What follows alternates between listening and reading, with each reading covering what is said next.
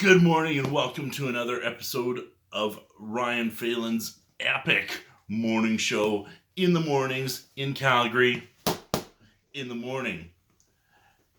You might be asking me, why are you wearing boxing gloves? The answer's simple. Wasn't sure if I was going to do my morning shows on the weekends, but I think I have since decided yes, I'm going to do so. Today I want to talk about I'm actually holding up two fingers, sort of. I'm going to talk about two men important in my life that have been inspirations to me. First one, of course, hence the boxing gloves. It is his birthday today, is Muhammad Ali. Muhammad Ali, you can't say that you don't know him, so I'm not going to say if you don't know him, he's this. But of course, the world's greatest boxer. Let me take these off here. World's greatest boxer to ever live. He changed the game. He did so many things differently, a little bit unorthodox, and he was great. He was a poet. He brought in the trash talking was great, but he was so smooth, just like he was in the ring. Beyond that, he just didn't fight in the ring, but he also fought for civil rights, and what he has done within that community and it's amazing. Beyond that, he's a philanthropist and an inspiration to all. So Muhammad Ali, his birthday today. Big shout out to him. You know, we unfortunately passed years ago with Parkinson's, and but moving on to my second, not in any particular order, it is also my dad's birthday. Also, a lover of boxing. Nowhere near an Ali. I'm sorry to say.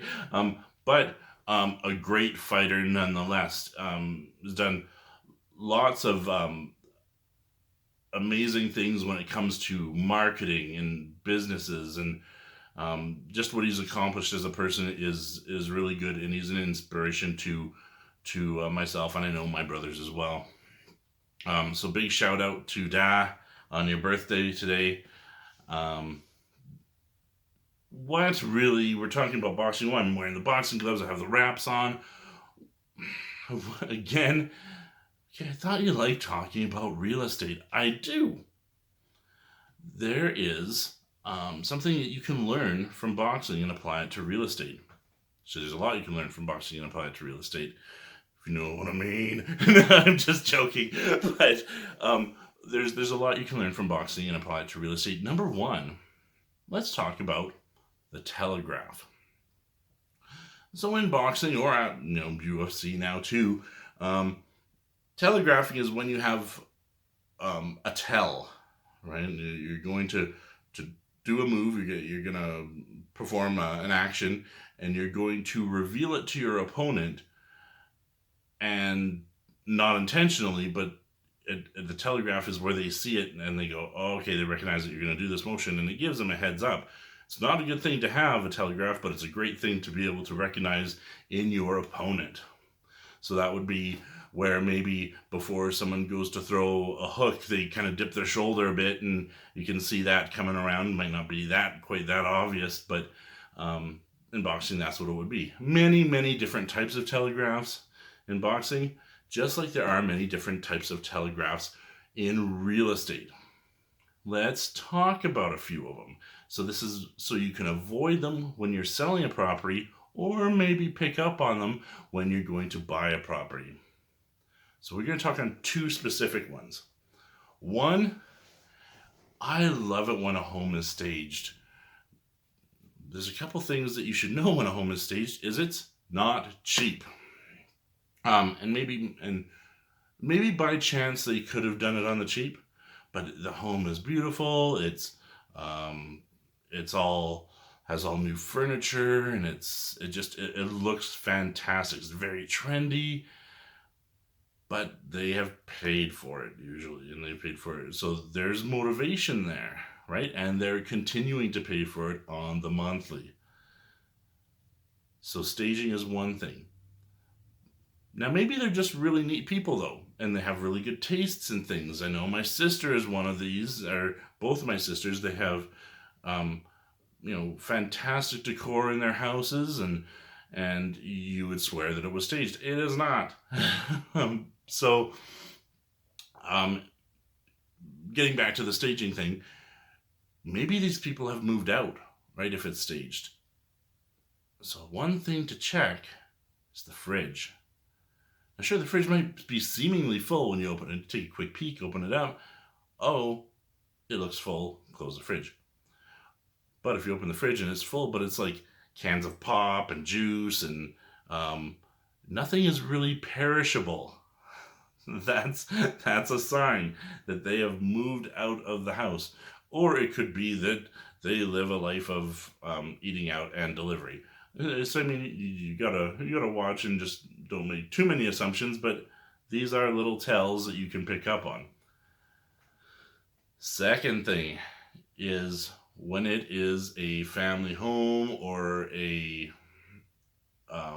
or you can tell there's a couple, maybe it's on title, there's a couple's name.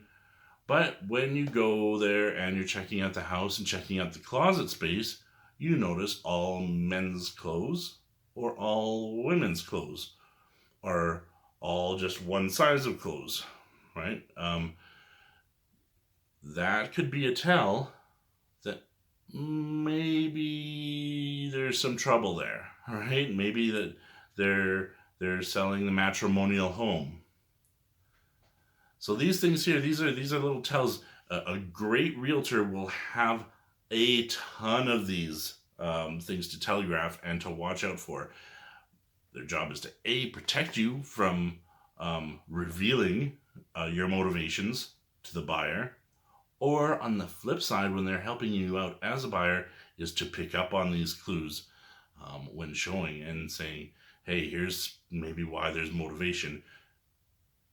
There's always the thing, like I'll be asked by some of my buyers, oh, why are they moving? Any good realtor on the other side is not going to reveal that. However, there's no harm in asking and just seeing what they say. Maybe the realtor himself has some telegraphs and he's going to have a tell or two. So you never know. There's a ton of things to pick up on, but those were just two of them for today. And I want to leave you with a quote from Muhammad Ali. He has so many great ones. There's so many great quotes. I might even put another couple up throughout the video here.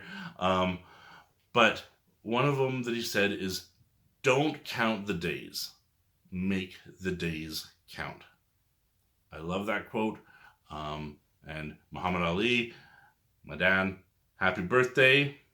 And until next time, stay epic.